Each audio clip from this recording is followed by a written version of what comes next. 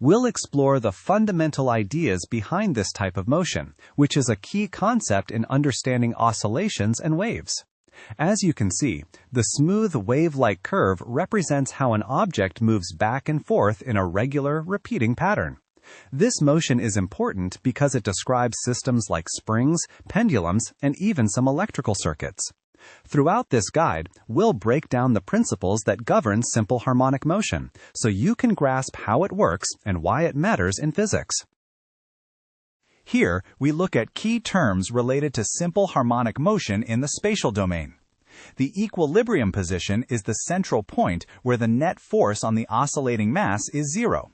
Displacement, denoted by y, measures the instantaneous distance and direction from that equilibrium position at any moment in time. The amplitude, represented as a, is the maximum displacement from equilibrium, which means it's the greatest distance the object moves away from the center. This amplitude is half of the total range of motion, showing the peak point on either side of the equilibrium. The diagram helps illustrate this by showing the spring mass system and a sine wave, where the amplitude is the height of the wave from the equilibrium line, and the displacement varies as the mass oscillates. The period, t, marked on the wave indicates the time it takes for one complete cycle. Understanding these basic concepts sets the foundation for analyzing how objects move in simple harmonic motion. The period, labeled t, is the time it takes to complete one full oscillation, measured in seconds. You can see this represented on the graph, where one full wave cycle corresponds to the period t. Frequency, on the other hand, is how many of these oscillations happen every second, measured in hertz. The two are inversely related, which means frequency equals 1 divided by the period, shown here as f equals 1 over t. For example, in the worked example, the period is 4 seconds, so the frequency would be 1 divided by 4, or 0.25 hertz. This relationship helps us understand how often the oscillations repeat in any given time frame. Phase describes where an oscillator is within its cycle at a given moment in time. When two oscillators are in phase, their phase difference is 0 or some multiple of 2 pi radians, meaning they reach their maximum and minimum points at exactly the same time. On the other hand, when oscillators are out of phase, there is a non-zero phase difference, so one leads or lags behind the other. For example, if the phase difference is pi radians, the oscillators are in antiphase, meaning when one is at its peak, the other is at its trough.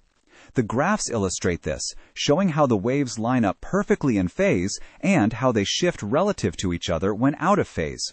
This concept is important for understanding how signals or oscillations relate to each other in time. When the oscillating object reaches the maximum displacement, either at the top or bottom, its velocity is 0 because it momentarily stops before changing direction.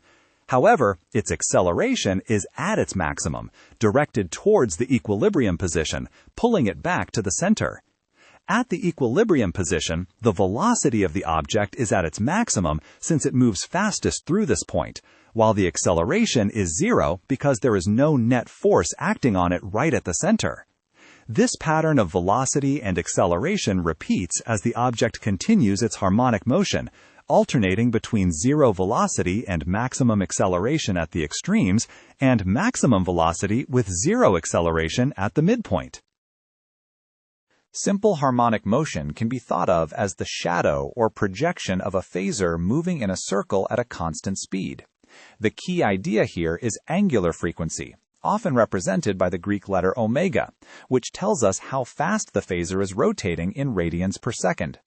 In the diagram, you can see the circular motion on the left, where the angle theta changes as the object moves, and on the right, that motion is translated into a sine wave that changes over time. The position in the wave, y, depends on the radius, the sine of omega times time, linking circular motion to oscillation. The relationship between angular frequency and the regular frequency you might be more familiar with is given by a simple formula. Omega equals 2 pi times the frequency, which helps us connect the two views of motion easily. This concept ties together the spatial and phasor rotation of the oscillations. To sum up, The core toolkit for describing simple harmonic motion includes key terms like displacement, which is the vector distance from equilibrium, and amplitude, the maximum displacement reached. The period is the time it takes to complete one full cycle, while frequency measures how many cycles happen each second. Phase tells us the specific position within that cycle. These concepts are linked by essential equations. Frequency is the inverse of the period, angular frequency equals 2 pi times the frequency, and the period can also be expressed as 2 pi divided by the angular frequency. Together, these terms and formulas give us a clear way to analyze and understand oscillatory motion.